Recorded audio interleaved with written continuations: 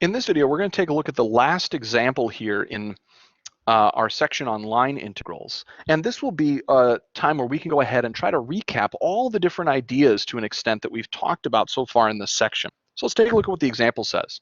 Suppose that C is a line segment from 2, 2, 2 to 3, 4, 5. Immediately, I'm going to go ahead and draw a really terrible picture because I'm going to try to draw this in 2 dimensions. Just for the sake of argument, let's suppose that 2, 0, 0 is down here and 3, 4, 5 is up here. Okay, this is a terrible picture, but I just need to have something to try to help me think through the question. I know that I'm going to be moving from one point to the next. Okay, with this picture in mind, I might be able to start to see how I could begin to evaluate this line integral that I have up here. Of course, we know that we need a parameterization for C. I would ask you actually right now to go ahead, pause the video, and see if you can find a parameterization for C. Can you actually do it? You can take a look back at the previous video and examples to see how we might be able to try to do that. I think specifically something like example 3 could be useful here in trying to go back and understand how this worked. But pause the video, see if you can work through this question, and then you can unpause to see my explanation.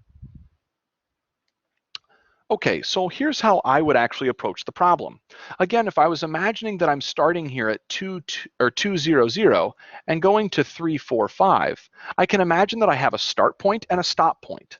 Since there's a line segment here and not a curve, I can easily create the parameterization.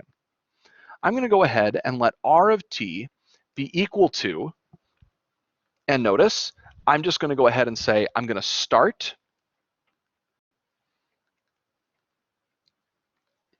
at my x comma y comma z at 2, 0, 0, and then I just had to figure out how much I have to add in each direction to arrive at the point. So this is, I'm going to have to add 1t, I'm going to have to add 4t, and I'm going to have to add 5t. So this seems like a perfectly reasonable parameterization for my curve. I'll write it out one final time so it's a little bit cleaner. Now, this is all just using ideas that we talked about back in earlier chapters. So hopefully this is something you can go back and refresh on if you've forgotten kind of how to do it.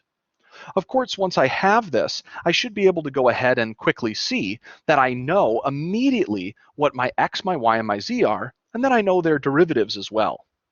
So I can say that the integral for y dx plus z dy plus x dz, remember I could separate that out into 3 different integrals, or I could go ahead and I could just treat that all as one integral kind of all at the same time.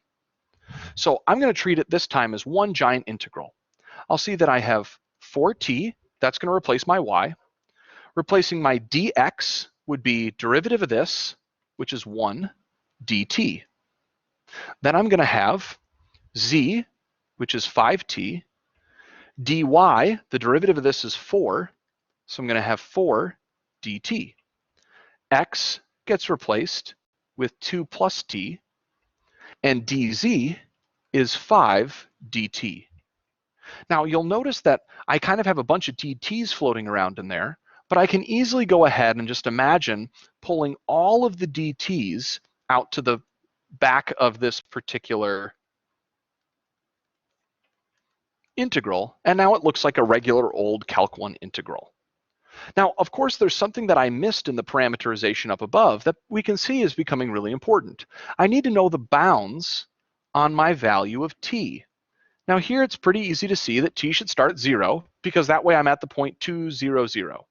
But I want to go all the way over until t is a 1, and that will give me my bounds. So I want to go from 0 to 1 here. You can see that I've simplified up my integral a little bit, and I'll keep simplifying just a bit more. It looks like in total I have 29 t's plus 10 dt. So my antiderivative here is going to just be 29 halves t squared plus 10t, evaluate from 0 to 1. That's just going to give me 29 over 2 plus 10. 29 over 2, what is that, 14 and a half, So I'm going to have 24.5 as my total result, or in a fraction form, 49 halves. All right, this concludes the section of 5.2.1, our section on line integrals. We'll see that line integrals aren't going to go anywhere. We're going to continue to use them in the sections to come, just in slightly different ways for slightly different purposes.